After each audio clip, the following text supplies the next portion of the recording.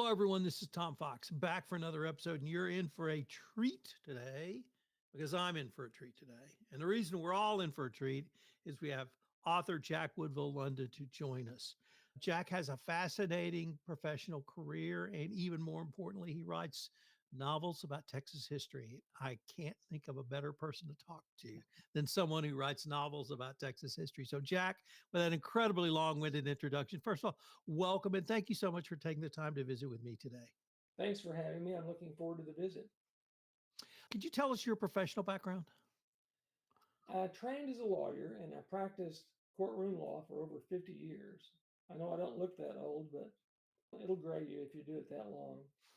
Most of my courtroom work was associated with aviation accident and crash cases.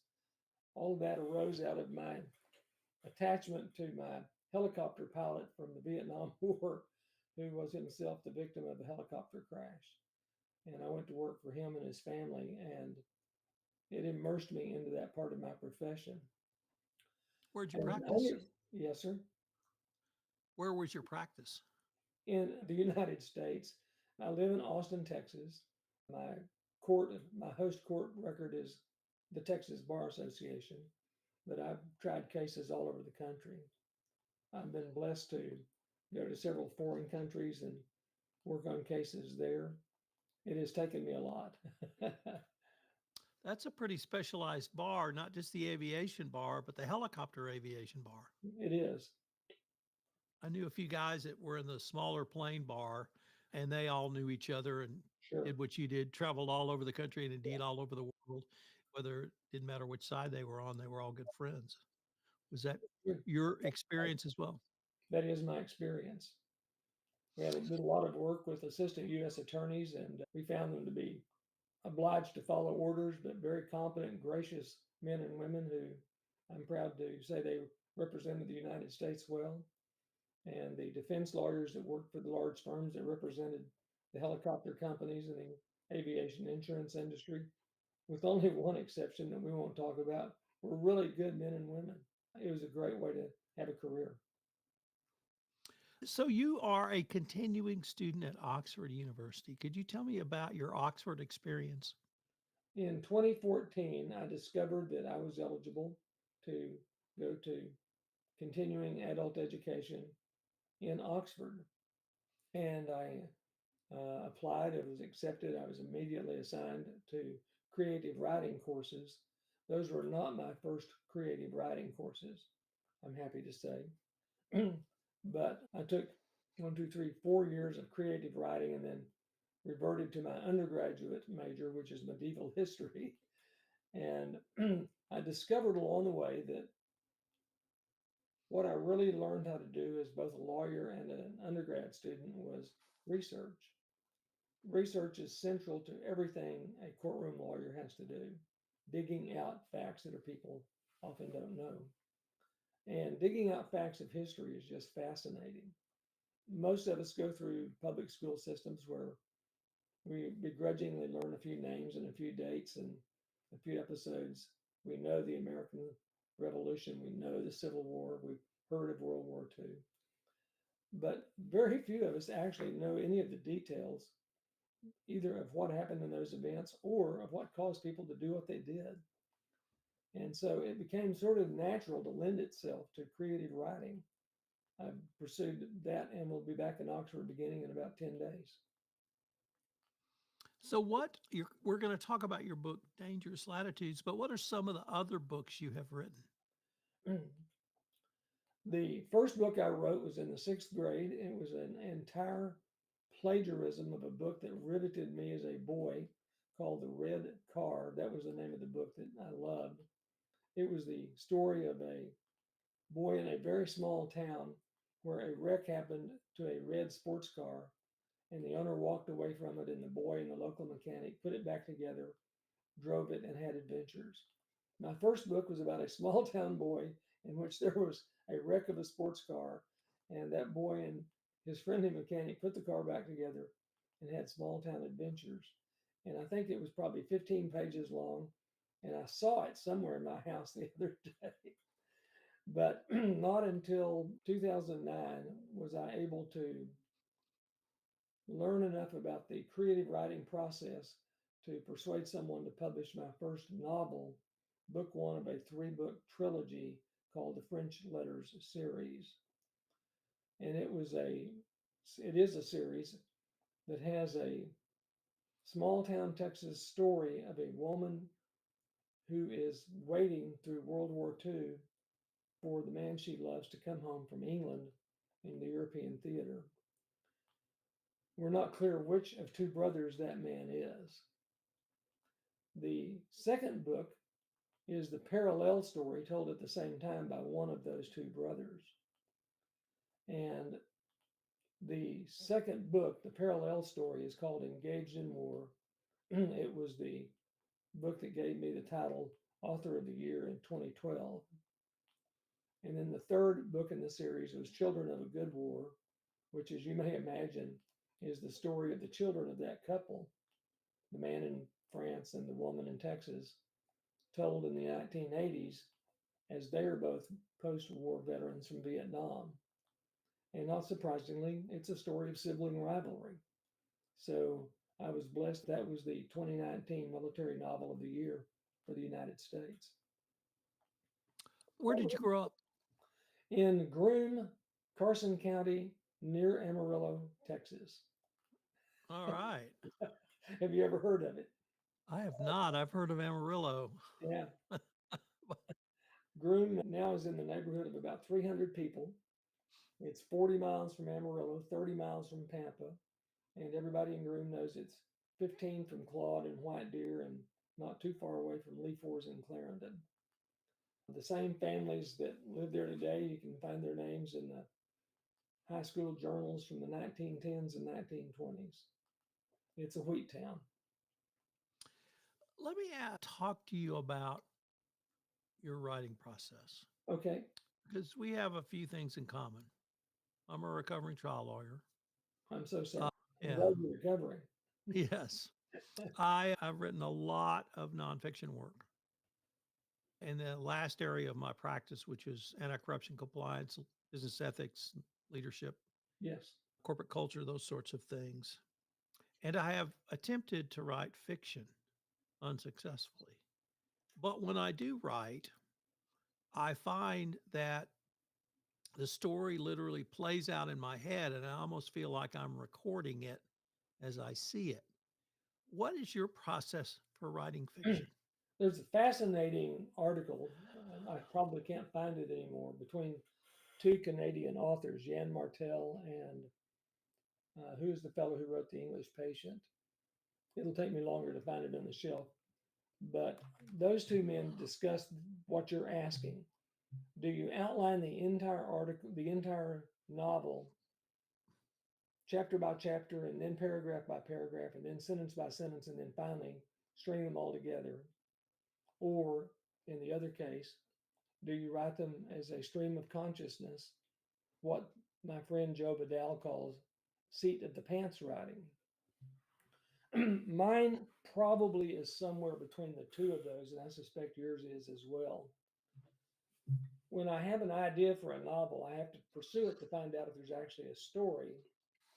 And where I usually discover the story is in the research that I do about the theme that I'm interested in. In this book that we're talking about today, I discovered in the 1840s that Mexico captured the Alamo two more times.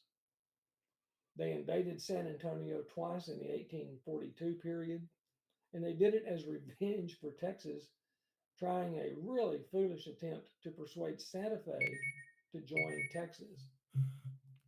I thought there's got to be a story there.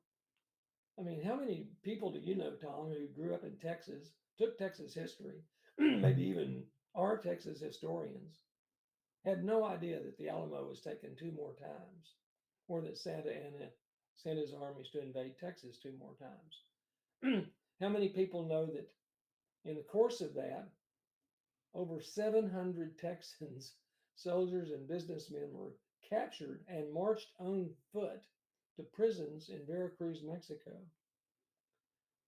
So somewhere in there, I saw the conflict that we never learned about in Texas history. You know, we're taught the conflict is Alamo, Goliad. We win at San Jacinto. And then 15, 20 years later, we become part of the Confederacy. And they jump over all of that in the middle. And I discovered it was an incredibly dangerous and violent place. And where this took me was to a study of what people thought Texas meant back at that time. If you close your eyes and think of a map of Texas, you have this thing that goes from the Sabine River to the Rio Grande, from the Gulf all the way up to Colorado and Oklahoma and New Mexico. The 1837 map of Texas ends at the Nueces River. It ends almost just north of present-day San Antonio. Now, Austin wasn't on the map. El Paso wasn't on the map. It was strung together by tiny little roads called the Caminos Real, the King's Highways. And every once in a while, it was dotted with little things on the map that Stephen F. Austin had put there to entice settlers to come to Texas. There are little marks on the map that say droves of wild horses, free-ranging cattle. And in two places, he puts down silver mines. Here is a silver mine.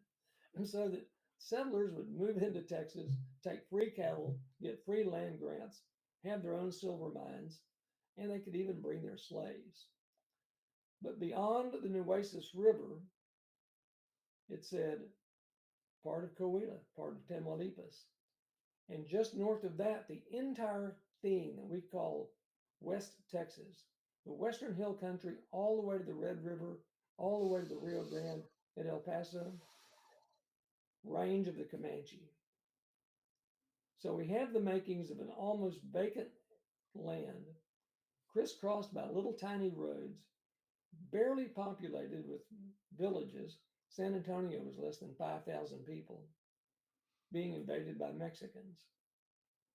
It's not hard to come up with an idea for a story out of that. You just have to generate someone who would be foolish enough to go there. And so I began to work on creating a primary character who becomes my hero, a man named Alexander LeBranche, a map maker from Louisiana who gets kicked out of his father's ranch, his plantation, and told to go make his own way in the world. And he is deluded by Mirabeau B. Lamar, who says, "Why don't you come to Texas? Map the Rio Grande River for us. It's all ours," without telling him that Texas had not one stick of furniture, not one town, not one village, not a ranch, not a person west of San Antonio or west of the Nueces River. That's the structure. All I had to do then was learn the history and fill it in. And it only took me a little bit longer than it took to get my undergraduate degree. It took about 5 years. So I was aware of the purported or attempted invasion of Santa Fe, but I had no idea that Mexico had twice captured San Antonio and the Alamo. And I've studied the Republic of Texas a fair amount. As I recall, it was Lamar who invaded Santa Fe. How do you assess Mirabeau B. Lamar as He was a poet. president of the Republic of Texas? He was a poet. He was a heroic cavalryman at San Jacinto. He saved Thomas Rusk's life, and Sam Houston promoted him the next day to become a full colonel after one day of combat. But he was an absolute misogynistic idiot. The Santa Fe expedition is a very good example. He formed it over the objection of Congress that it refused to appropriate money for it. So when Congress went out of session, he simply went to the Treasury and took $75,000 out of the Texas Treasury to fund the organization of wagons, soldiers, and merchants that would go up to Santa Fe. And he wrote a letter to the people of Santa Fe saying, all you have to do is say yes to join us in the liberties that we enjoy here in Texas. He was just living in a dreamland that if he thought Santa Fe, still a city in Mexico, would surrender its ownership of the Santa Fe Trail and its mercantile success to join Texas, whose nearest town was 700 miles away. Only someone who daydreamed could do that. He was a spendthrift, a dreamer, and then here's the bad part. The most menacing thing in any Texas experience was the perpetual chaos created by volatile Native Americans. The most volatile of them were probably the Comanche and the Kiowa. There were others. Mirabeau B. Lamar made it the policy of Texas to exterminate the Indians, as he put it. He never launched one attack on the Kiowa or the Comanche. He instead tried to exterminate the Cherokees, a peaceful, farming, literate group of nomads who lived in East Texas after their gradual displacement by the United States. So he is not in my pantheon of heroic people. Is that fair? I don't know, but it's my view. I went to junior high school at Mirabeau B. Lamar Junior High School. So I've always had a place in my heart for him, also because he was, to his credit, I think, most insistent that the Republic of Texas have an educational system. I agree. And he was one of the early proponents that public education was a key to the long term success of the Republic. I agree. He ordered the structure of the Texas free public education system and then funded it with money that Texas did not have. And so the system, we're probably still heirs of that system today. We could always use a little more funding for our public education system. But he truly was devoted to the idea of having education in all of these far flung places where the settlers had reached and settled. I was also intrigued by, I would have called him prickly, and I think he was certainly that, but he did not get along with Sam Houston, nor did Sam Houston get along with him. And how Houston got term limited out, and Lamar came into office, and then he threw Lamar out, and he came back into the office. Yes. And so we had these wide swings of philosophy in the early years of the Republic.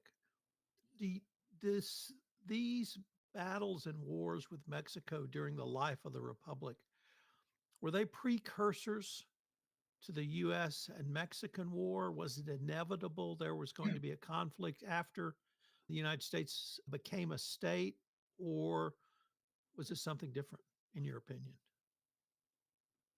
I think that there are four parties to the dance. There is Texas and Mexico, of course, but there also is England and the United States. And the United States did have this sensation of wanting to expand to the West. And during the annexation vote, it turned the phrase manifest destiny to occupy the shores all the way to the Pacific. England, however, wanted Texas to be an independent state so that it could have tariff free merchant relations with Texas cotton growing and also duty free relations to export things into Texas. Its ability to affect that dance was that Mexico had borrowed an enormous amount of money from English banks to finance its revolution against Spain between 1810 and 1821, and it paid very little of it back. So England was in a very good position to put pressure on Mexico to back away from Texas. And finally, believe it or not, just on the vote of annexation, the evening before the vote, Mexico agreed with England that it would recognize Texas independence on the condition that Texas not be annexed. Now, over on the United States side, the fight there was whether or not to allow Texas to be admitted because it would either be a slave state or it would not. Clearly, Texas was going to be a slave state. So there was early opposition to Texas becoming annexed, and it took some finessing by President John Tyler to get that not on the Senate ballot, but before the Congress as a committee of the whole to vote on it during the election of President Polk. Believe it or not, Tyler passed that ball to Polk. But once that happened, I think it was inevitable there would be the war with Mexico. Do you think, because as I recall, when president in his first term, Sam Houston talked about England and talked about having relations with England, do you think England saw Texas as potentially a buffer or at least some sort of check on the growth of the United States as I do. well? I do. If you'll recall, at that stage of the Louisiana Purchase, the 42nd parallel that runs kind of from Chicago to Oregon was the northern boundary of the Louisiana Purchase. Everything above that was uncertain. Was it Canada? Was it Great Britain on the Pacific Ocean? And England took the position that everything all the way down to the 42nd parallel was in fact British. England wanted to stop the United States from moving into territory that it thought was within its extraterritorial interests. And having Texas stop that in the short term was certainly a goal that would promote that limitation on United States growth. How did you affect your research for this book? Were there primary sources in San Antonio? Did you have to go to Mexico, or things housed at the Texas State Library that were primary sources for you? What were your sources for this book? In this book in particular, I relied very heavily on research done at the Texas A&M University by a scholar named John Nance. I probably have 100 articles.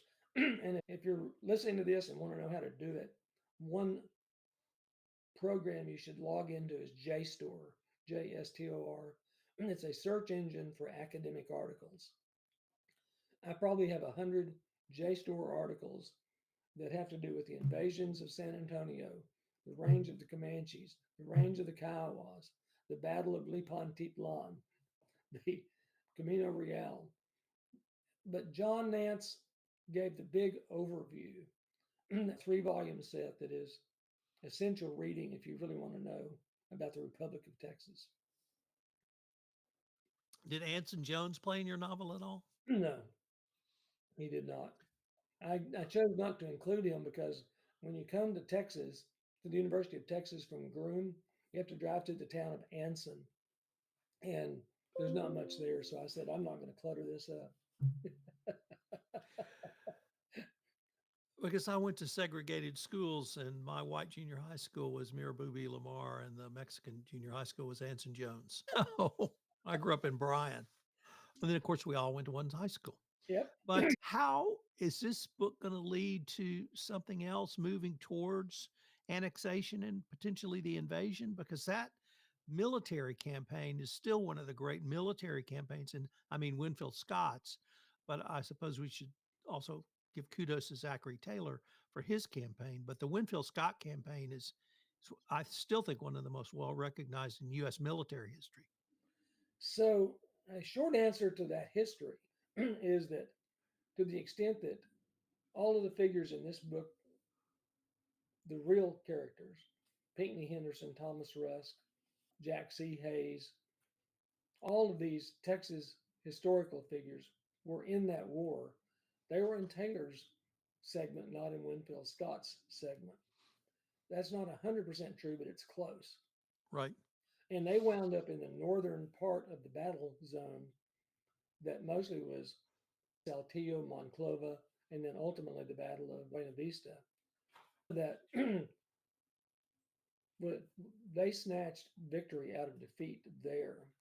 They were ready. The United States Army at Buena Vista was absolutely ready to be overrun by a vastly larger Mexican army with well-supported ground troops and well-supported artillery. And in the middle of the night of the day of battle, Santa Anna turned his troops around and retreated from the battlefield. I don't think there's a good explanation for that, but that's what happened. I concur with you that Winfield Scott's campaign was like the invasion of Normandy. It was just masterful in its planning, execution, and creativity. Is there a book coming out of that? Maybe. I sure hate to leave those people where I left them at the end of Dangerous Latitudes. I like those people a lot. Let me ask you about your relationship with Stoney Creek Publishing. What was their role in assisting you in getting this book to print? And what was it like for you working with Lauren and his team? Not, I think if I tell it more or less chronologically, I'd like to do that. My Okay. literary agent in Denver discovered Stoney Press, and when she reached out, she became acquainted with Leslie Barrett. I don't know if you know Leslie or not, Yes. but my agent and Leslie and I worked together to get the book into publisher ready form, and then my agent Keely Boving shopped it through Leslie to Lauren. And in almost no time, Lauren appears to have read the book, contacted both of them, and said, "I want this book," which, to an author, that is like saying, "Here, free money." I had been with smaller press during my earlier years. We all go through that. It's like the Beatles playing in the cavern or going to Hamburg. You got to put in your time.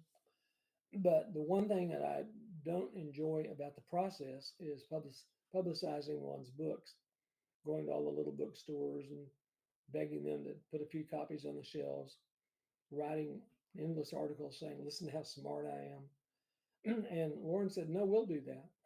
And so when I realized that he was the fiction arm of Texas A&M University Press Consortium, that was all it took for me. I would have done it for free just for him to take over the book and do the publicizing.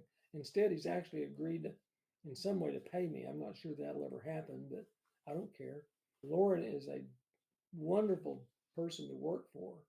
I enjoy every minute I have with him. If I'm speaking to other potential authors, don't overlook Stoney Creek. And if you have a chance to meet Lauren, meet him by all means. Just don't tell him to take any time away from the time he spends on my book. Jack, unfortunately, we are near the end of our time for this episode, but I wanted to ask you if our listeners wanted to find out any more about you, any more about your books. Certainly, purchase your books might be the best place or places for them to go. Out of loyalty, I want to start with Texas A&M University Press. That is the host catalog for Stoney Creek. You can go online to Texas A&M University Press and find the book and order it there. You certainly can order the book on Amazon. It's available at Barnes and Noble. It's available at Book People here in Austin, the Twig in San Antonio, Brazos in Houston, other independent bookstores around the state. It's certainly available through this wonderful website, which is named jwlbooks.com, which is mine. And that's a good place to learn about me. It's a good place to learn about Dangerous Latitudes and my other work. It's a good place to learn about what I do that is not writing connected, such as teaching the craft of writing to military veterans. It's just a place to hang out and visit. And I send out a newsletter if you'd like that. It's First Draft. Those are places I would enjoy visiting with you. My email is there. I answer my email. Jack, I wanted to thank you again for taking the time to visit with me, and I hope we can continue this conversation. I hope to see you again. Thanks, Tom.